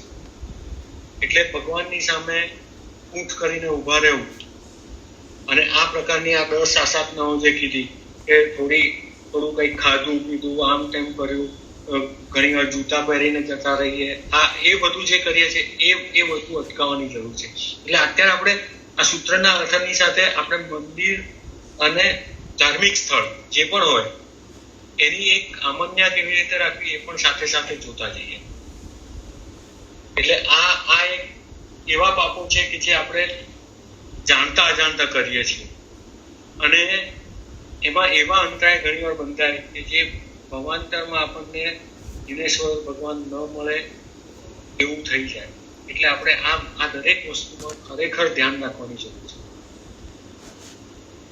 અને આ ત્રિક એને ખરેખર સમજી અને જો કરીએ ને તો, કારણ કે સમજ સિવાયની જે પણ પૂજા કરીએ છીએ, તપ કરીએ છીએ, પ્રભાવના કરીએ છીએ, વાંચીએ છીએ, લખીએ છીએ, એ સમજ વગરનું જેટલું પણ થાય છે ને બધું મિથ્યા છે. એટલે દરેક વસ્તુમાં સમજ ને કેળવવી જ પડશે આપણે. અને અજ્ઞાન જે હોય આપણું એનાથી આપણો દોષ ઓછો નથી થતો.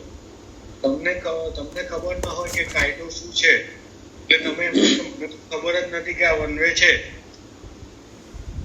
એમાં તમારો દોષ ઓછો નથી થતો. તમને જે સજા થવાની છે કે પેનલ્ટી થવાની છે થવાની જ છે એમ. એટલે અજ્ઞાન સૌથી મોટું પાપ છે.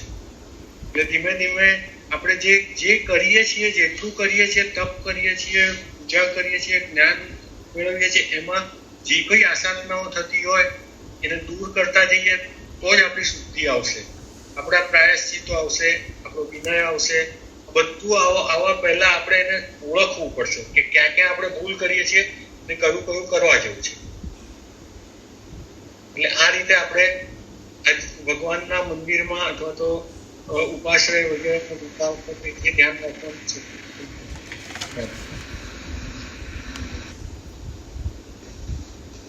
માંગલેશ કાઢીશું. વિચારની મ્યુટ કઈ બોલાવ્યું તમે ઈચ્છા રીતે માંગલે.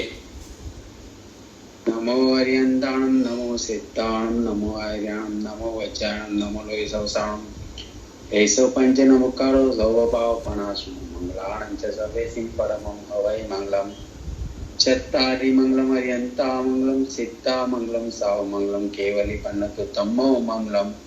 ચત્તારી લોકોત્તમા હરિયંતા લોકોત્તમા, સિદ્ધા લોકોત્તમા, સાહુ લોકોત્તમા, કેવલી પન્નતુ તમો લોકોત્તમા. ચત્તારી શરણં ભવજામિ હરિયંતે શરણં ભવજામિ, સિદ્ધે શરણં ભવજામિ, સાહુ શરણં ભવજામિ, કેવલી પન્નતો તમો શરણં ભવજામિ. ઉપસર્ગાક્ષયમ્યાન્તિ ચિત્યન્તે વિઘ્નવલ્લયમન પ્રસન્ન કામેતિ પૂજ્યમાને જીનેશ્વરે. સર્વમંગલ માંગલ્યમ સર્વકલ્યાણ કારણમ પ્રધાનમ સર્વધર્માણમ જૈનમ જયતિ શાસનમ. બોલો મહાવીર ભગવાન દેવ કી જય. તો નેક્સ્ટ વીક શુક્રવારે ફાઇનલ કરવાનું. ઓકે. હવે પેલા નોર્મ્સ ઓછા થશે ને, ઢીલા થશે ને થોડા. થાય છે કે નહીં હજી જુઓ.